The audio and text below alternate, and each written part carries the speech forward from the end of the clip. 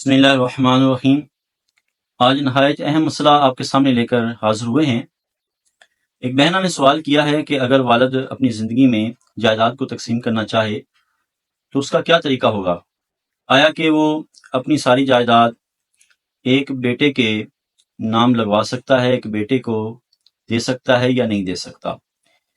تو اس کا آپ کے سامنے ایک آسان انداز کے ساتھ جواب پیش کرتے ہیں کہ باپ جو ہوتا ہے وہ اپنی جائیداد کا مالک ہوتا ہے اور ہر جائز تصرف اس میں وہ کر سکتا ہے۔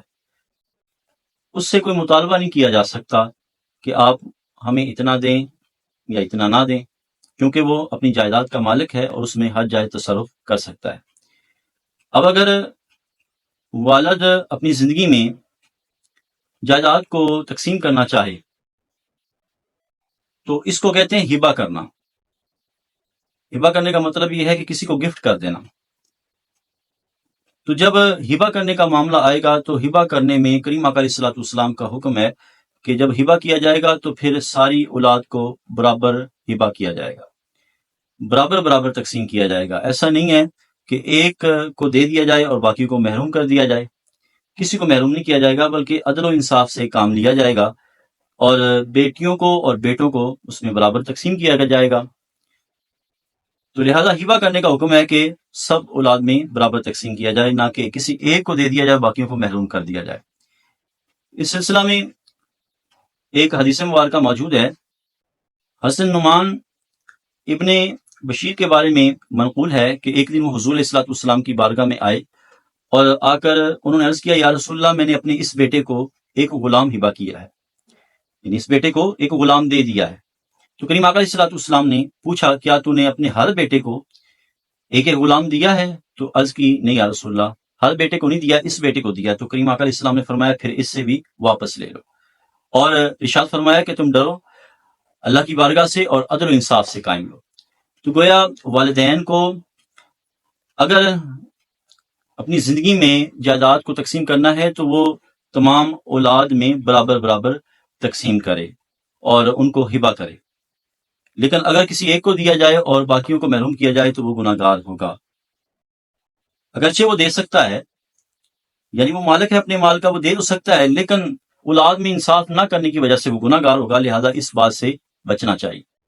اور صاحب جائیداد کی طرف سے اپنی زندگی میں اپنی اولاد کو جائیداد ہبہ کرنے کا شرعی طریقہ یہ ہے کہ وہ اپنے لیے اس میں کچھ رکھ لے جو ضرورت کے وقت اس کے کام آئے، اتنا مال اپنے لیے رکھ لے، اور باقی جتنا بھی ہے وہ اولاد کو ہر ایک میں برابر برابر تقسیم کر دے، عدل و انصاف کے ساتھ تقسیم کرے۔ ایسا نہ ہو کہ کسی کو کم دے، کسی کو زیادہ دے دے اور کسی کو محروم کر دے۔ ایسا کرنے کی صورت میں وہ گناہ گار ہوگا۔ لہٰذا برابر برابر تقسیم کیا جائے اور برابر برابر جو ہے مال ہبہ کر دیا جائے، یہ شرعی طریقہ ہے۔ تاہم اگر وہ کسی کو زیادہ دینا چاہے تو زیادہ دے سکتا ہے، یعنی اگر کوئی بیٹا یا بیٹی اس کی شرافت کی وجہ سے یا اس کی غربت کی وجہ سے وہ اس کو زیادہ دینا چاہتا ہے حصہ، تو زیادہ بھی دے سکتا ہے، یہ جواز ہے کہ وہ زیادہ دے سکتا ہے، لیکن ایسا نہ ہو کہ کسی ایک کو دے دیا اور باقیوں کو محروم کر دیا۔ ایسا کرنے کی صورت میں والد جو ہے وہ گناہ گار ہوگا۔ تو عدل و انصاف کے ساتھ کام لینا چاہیے۔ بسا اوقات یہ ہوتا ہے کہ والد جو ہے وہ بیٹوں میں تقسیم کر دیتا ہے، بیٹیوں کو محروم رکھتا ہے، تو ایسے بھی نہ کیا جائے بلکہ بیٹیوں کو بھی ان کا حق دیا جائے۔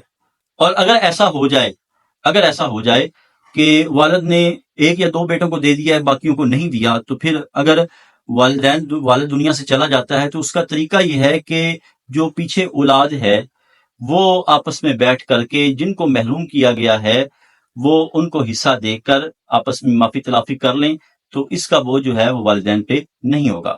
لیکن اگر وہ ایسا نہیں کرتے تو پھر اس کا بوجھ والدین پہ ہوگا۔ لہذا ماں باپ اگر زندگی میں اپنی جائیداد کو تقسیم کرنا چاہیں، اولاد کو ہبہ کرنا چاہیں، گفٹ کرنا چاہیں، تو انہیں شرعی اصولوں کے تحت کرنا چاہیے، عدل و انصاف سے کام لینا چاہیے اور تمام اولاد میں جائیداد کو برابر برابر ہی تقسیم کرنا چاہیے، تاکہ آگے کے معاملات ان کے لیے آسانیاں پیدا ہوں، عالم برزخ ہوں یا عالم معاشر ہو، اور کسی کی دل آزاری نہ ہو، کسی کے دل میں ایسی بات نہ جائے کہ ہمارے والدین نے ہمارے ساتھ اچھا سلوک نہیں کیا، ہمارا حق کھایا ہے، اس طرح کی کوئی بات نہ ہو۔ اور والدین کے جانے کے بعد اولاد ان کے لیے دعا ہی کرے اور اچھے الفاظ میں یاد کرے۔ اللہ رب العالمین کی بارگاہ میں دعا ہے اللہ تعالیٰ ہمیں عمل کی توفیق عطا فرمائے۔